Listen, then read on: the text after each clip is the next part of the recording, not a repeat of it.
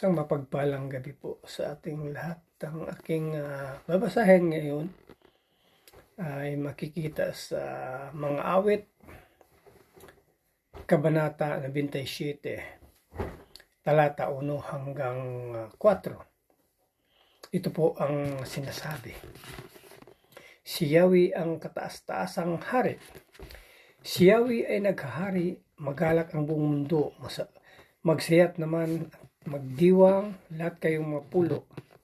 Ang paligid niya ay ulap na puno ng kadiliman. Kaharian niya ay matuwid at ang salig sa katarungan. Sa unahan niya ay apoy, patuloy na nag-aalab. Sinusunog ang kaaway na matinding ningas. Yaong mga kidlat niyang tumatanglaw sa daigdig. Kapag iyon ay namasdan, ang lahat ay nanginginig. Ayun lang po, maraming salamat. Purihin ang Panginoon sa kanyang banal na mga salita. God bless. Isang mapagpalang gabi po sa ating lahat. Ang aking babasahin ngayon ay makikita sa mga awit, Kabanata 27, talata 5 hanggang 6. Ito po ay kay Brother Alan. Ito po ang sinasabi. Itong mga kabundukan ay madaling nalulusaw. Sa presensya ni Yahweh, Diyos ng sandaigdigan, sa langit ay nahayag nga ang kanyang katuwiran sa lupa ay makikita ang kanyang kadakilaan. Yan lang po, maraming salamat. God bless. Magandang gabi po sa ating lahat. Ang mabasahin ko po ay mula po sa Salmo chapter 97 verse 7 to 8.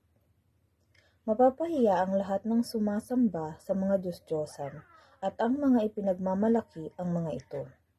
Kayong lahat ng mga Diyos-Diyosan, lumuhod at sambahin ninyo ang Diyos. Panginoon, narinig ng mga taga-Zion at ng mga taga-Juda ang tungkol sa inyong wastong pamamaraan ng pamamahala, kaya tuwang-tuwa sila.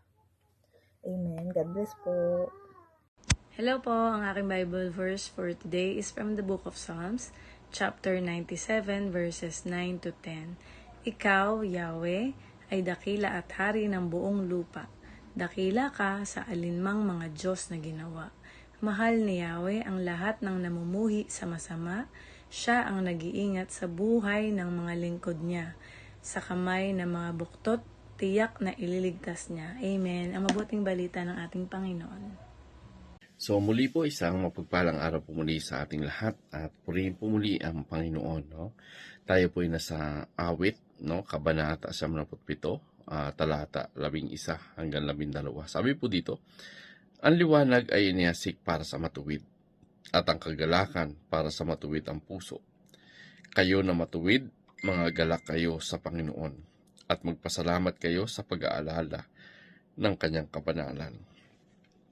So dito makikita po natin, no, na yung talata po na ating binasa ay makikita po natin na talagang may liwanag po dun sa buhay ng matuwid. So hindi po ito maikakaila at marami po tayong pagkakataon na nabasa po natin ito na yung buhay ng matuwid ay nagkakaroon po ito ng liwanag, no, sapagkat andyan po yung gabay ng Panginoon.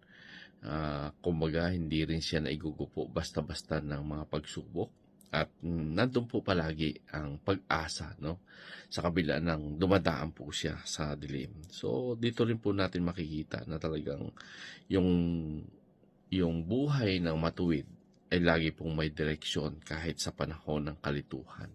So ibig sabihin talagang kahit andun yung sitwasyon na litong-lito, nandun pa rin po yung protection, no? Nandun pa rin po yung direksyon na ibinibigay ng Panginoon.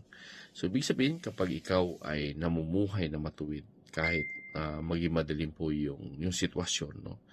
May liwanag po na darating dahil hindi po nagpapabaya ang Panginoon sa mga matuwid ang buhay. So, dito makikita din po natin dito sa ating binasa na talagang may kagalakan ang pusong tapat, no? So sapagkat dito po natin makikita na talagang ang kagalakan po ay hindi lamang sa emotion, no? Ito po ay may kapayapaan sa puso, sapagkat yung bakit siya mayroong kagalakan sa puso, sapagkat nagmumula po ito sa presensya ng Panginoon. So, ibig sabihin, may lakas po siya sa gitna ng problema. So, ang tunay po na kagalakan ay hindi po galing ito, no, sa anumang meron ka, kundi yung kagalakan ay mula po ito at nakabase po ito sa relasyon sa Panginoon. So, kung nais po natin, no, na magkaroon ng kagalakan, lagi po nating tatandaan, nagmumula po ito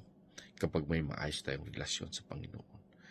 So, isa pa po sa matunan natin dito sa ating binasa, yun dapat po tayo ay magpasalamat, no, at magalak, no, doon sa kabanalan ng Panginoon. So, ibig sabihin, tayo ay hindi lang po tinawag, no, para tumanggap. Tinawag din po tayo para magpuri, magpasalamat, at alalahanin yung kabanalan ng ating Panginoon. So, dito po natin makikita na talagang ang lahat ng ginawa ng Panginoon, no, ay wala ka pong kailangan ng tawag dito, wala ka nang dapat idagdag, no, at wala ka nang dapat kuhanin, no, at mananatili ito sapagkat ang lahat, ang Panginoon pa rin ang may control. So, magalak po tayo sapagkat ang Panginoon ay lagi pong tapat sa kanyang mga pangako. Lagi po tayo magkaroon ng kagalakan sapagkat lagi po natin tatandaan yung kagalakan ay hindi po nakabase kung ano yung meron tayo.